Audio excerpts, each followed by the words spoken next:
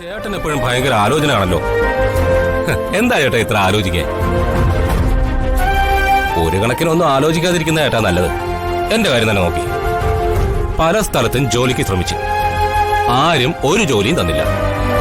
എത്ര നാളെന്ന് കരുതിയ കടം വാങ്ങിച്ച് ജീവിക്കുക? അവസാനം പലചരക്കുകടയിൽ അയാൾ പറഞ്ഞു ഇനി കടം തരാൻ പറ്റില്ലെന്ന്. എനിക്ക് 2 പെമ്മക്കളാണേ. എന്നോട് വലിയ സ്നേഹം അവർക്ക്. കുഞ്ഞു പ്രായോ ചേട്ടാ, അവറ്റകളെ പട്ടിണി കിടാൻ പറ്റില്ല. നിവർത്തിയില്ലാതെ തൊട്ടപ്പുറത്തെ വീട്ടിൽ നിന്ന് കുറച്ച് റബ്ബർ ഷീറ്റ് മോഷ്ടിച്ചു. മുൻപരിചയം ഇല്ലാത്തതുകൊണ്ട് എന്നെ എല്ലാവരും കൂടെ പിടിച്ച് പോലീസിലേൽപ്പിച്ചു. പോലീസിൽ അടിയും തന്നിട്ട് വീട്ടിൽ പറഞ്ഞയച്ചു. പിന്നെ എനിക്കതൊരു വാശിയായി. ആ വാശിയിലെ നാട്ടിലെ സകല വീടുകളിലും ഞാൻ കയറി അങ്ങ് മോഷണം തുടങ്ങി.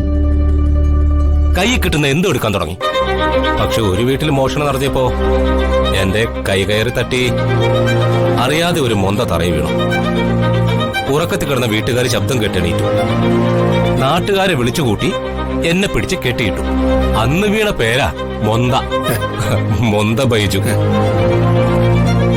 അങ്ങനെയാ ഞാൻ ആദ്യം ജയിലിൽ വരുന്നത്. ഇപ്പൊ പേടിയൊക്കെ മാറി. അല്ല, മകള് സുഖമായിട്ടിരിക്കുന്നോ? ഒരു കുഴപ്പമില്ല ചേട്ടാ, സുഖമായിട്ടിരിക്കുന്നു.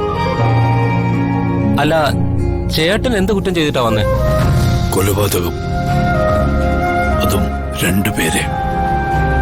ചേട്ടനെ കണ്ടാ പറയില്ലല്ലോ 2 പേരെ തട്ടിയ ആളാണെന്ന്.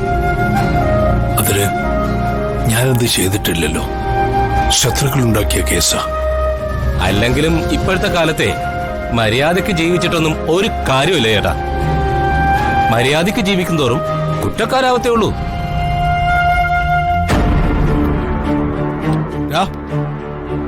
വാദം അടിച്ചോണ്ടിരിക്കാതെ കഴിക്കാൻ എഴുന്നേറ്റ് പോടാ.